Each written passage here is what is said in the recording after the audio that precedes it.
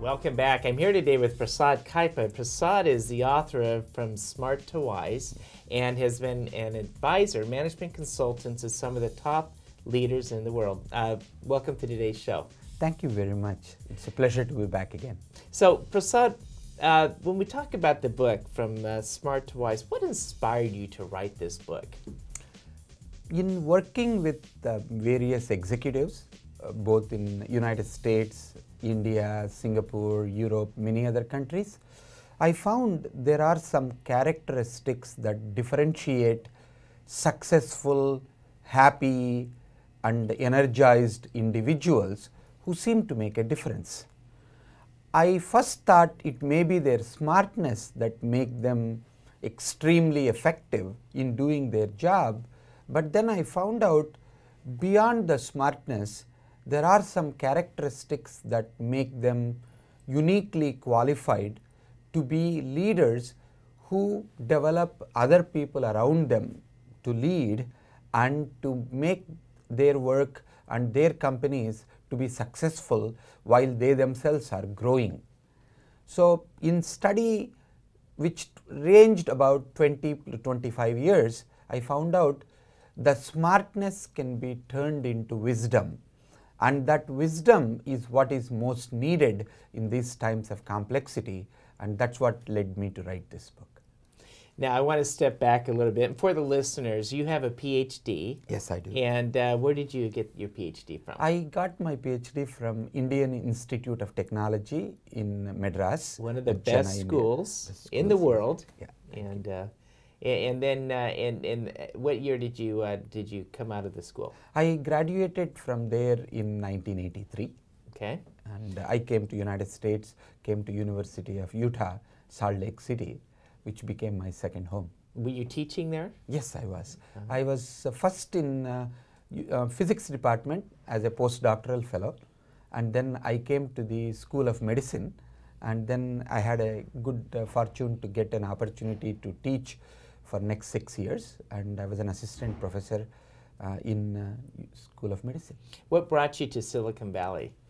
I started working with Apple Computer, first as a consultant and then as an employee, and that brought me to Silicon Valley. Now I understand is that, hopefully I get these numbers right, but as you've consulted or advised 120 of the top CEOs in the world, or? Yeah, I have worked with about 120 CEOs, and that includes various people from Fortune 500 companies, Global 500 companies, and also several entrepreneurs from successful entrepreneurial startups. When you're finding, working with these CEOs of very large organizations and applying the principle of going from smart to wise, it involves a spiritual aspect. Yes, it which does. To me, it's very unique to have a consultant or advisor come in and say, you got to spiritually connect with your people. How is that received? What I found is, based on how we frame spirituality, it can be very, very relevant to business. These days, people talk about employee engagement. And creativity, according to a report in 2010 from IBM, is the most important leadership characteristics. The creativity cannot come by learning skills. You have to tap into the creative spirit within us. Similarly, teamwork is not the same as group work. One needs to experience the team spirit. So in some respects, many organizations are finding out that how to help employees requires us to look at not only the psychological elements of how we can work together, how we can think, how we can create. There are elements of spirituality. That means at some level, what is my mindset? What is my belief system? What are my ethical and moral values?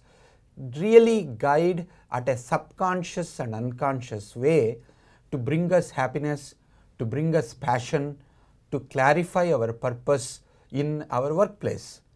When people are clear about their purpose, when they are passionate about the work that they do, they emanate certain kind of energy, whether it is they are in customer service, whether they are thinking about new products and services, whether they are working with each other, there is a sense of optimism, there is a sense of energy, there is a sense of compassion and camaraderie that comes in. I believe these are all dimensions of spirituality.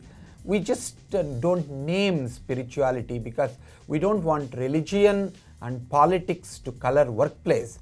But spirituality is a lot more than just the religion. All right, Prasad, we need to take a quick break. I'm visiting here with Prasad Kaipa. He's the author of the book From Smart to Wise.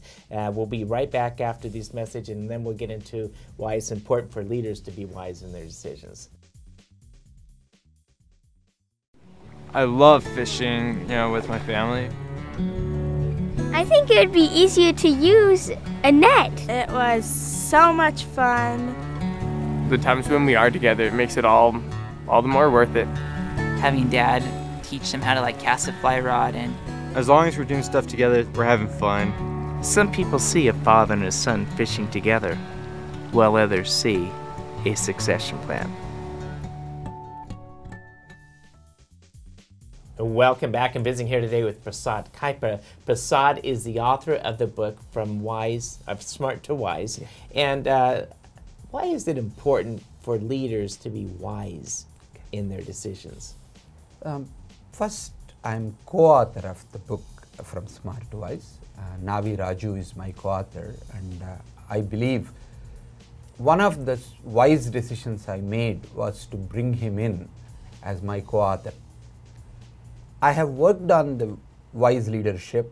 I have spent a large amount of time. I have done coaching, but I found out that alone doesn't allow me to write a book to be successful.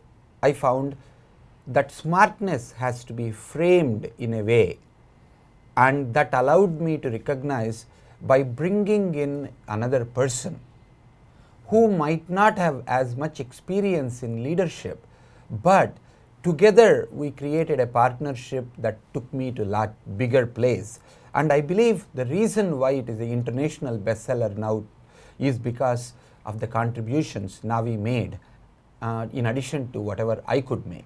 See, that was a wise decision for me. I always think in business, it does take more than one. Yes, it does. To balance perspective. And there's something magic about when the higher level of trust you have within your partner, right, the more apt or that business is to flourish and get to the next level. Exactly, because smartness several times is about all myself.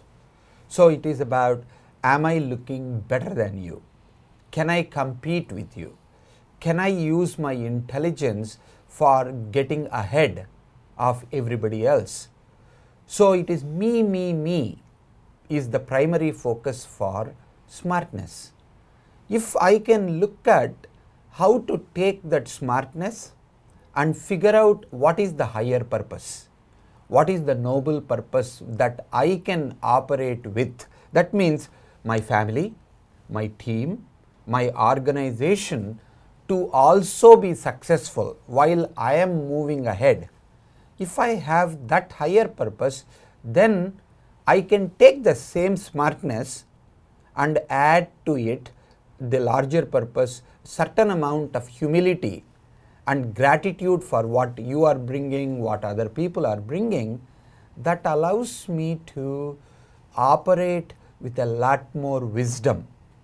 And I think that is the kind of wise leadership that organizations need today. What does it mean to operate in the blue and the red zones? Okay.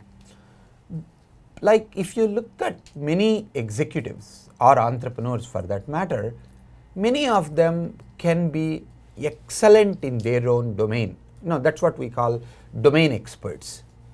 Many domain experts go deep into their area of expertise and many times are hesitant to break out of that. That means if I try to talk to a brain surgeon, like I had an opportunity when my son had some sickness which had something to do with bronchitis, but I was in India at that time and it was middle of the night that he had major problem. we went downstairs and knocked on our friend's door. He happened to be an eye surgeon. When we asked him, hey, my son is having this bronchial attack, can you help? He said, well, I'm an eye surgeon. I don't know anything about fever, or I don't know anything about throat. That is because even though they did their basic MD before they specialized in eye surgery, they forget that when they go so deep into their specialty, to bring back the basic knowledge. Similarly, when I interviewed Nobel laureates, they were remarkable in some of their areas of expertise, but not necessarily connecting the dots at a higher level of conceptual level. That's what I call blue zone. That means smartness focused in a narrow zone with a deep knowledge. On the other hand, the red zone means people who are entrepreneurial, who might not have anything to do with the big data, or they may not know anything with the biometrics, but they see the business opportunity and they see that big data is something going to be a really big opportunity. So they go find somebody else who are in the blue zone and find somebody else who can fund them and create an entrepreneurial opportunity. That means they use their smartness to connect the dots even though they don't have expertise. So they have the breadth, not the depth. Whereas blue zone people have the depth, might not have the breadth. These are two ways of using intelligence. So I call them people in the blue zone, people who operate in the red zone. I'm visiting here with Prasad Kaipa. He is the author of From Smart to Wise. Prasad, we need to take a quick break, and when we get back, we want to talk about how do you get companies to grow. He's the world's most trustworthy man. Tax filing deadlines are scheduled around his vacation calendar. The IRS agent who audited his client apologized. I don't always advise people on their taxes, but when I do, I save them every penny legally possible. GrowCo CPAs and Advisors. Come to GrowCo and stay wealthy, my friend. Welcome back. I'm visiting here today with Prasad Kaipa. Prasad is a co-author of the book From Smart to Wise, and an advisor to some of the world's top leaders of the corporations that they run. Prasad, I want to go back to this question of why do companies grow?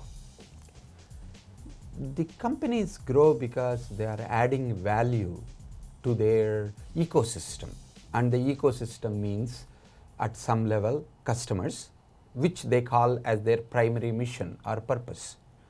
And how they add value to customers is through what their employees do, which is through products and services and other kinds of value addition. And sometimes, based on the size of the company, they also operate and work with suppliers.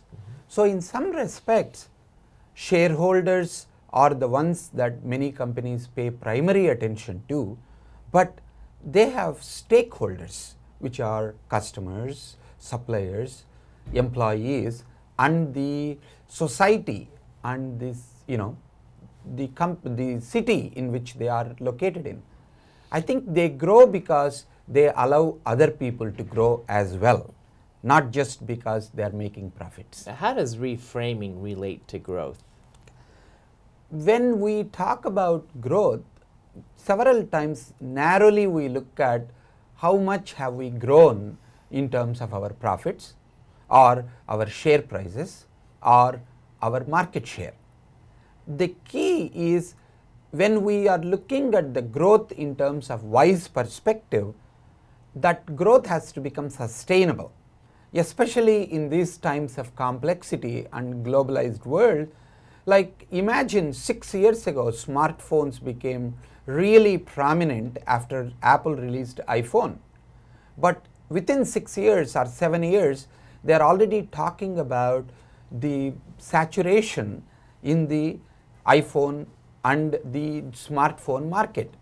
That means the growth will not be sustainable unless we begin to find a way in a wise and meaningful way, how we can grow people, their aspirations, that people may be customers, employees, suppliers and the society. When we make that sustainable growth to be relevant, then organizations can grow wisely for a longer period of time. Now, why do some entrepreneurs succeed while others don't? Entrepreneurs several times in the beginning think about what is my stake in the company. There is a familiar paradigm that people operate from. More stock I have, more percentage of the company I have, of the startup that I am part of, better it is for me. But the fact of the matter is, a small size company, even if you have 50%, it doesn't mean very much. But if you can wisely share whatever is the worth of the company among various people, including employees and investors, together if you can grow that grape size company into an orange size company, and hopefully you make it into a watermelon size company.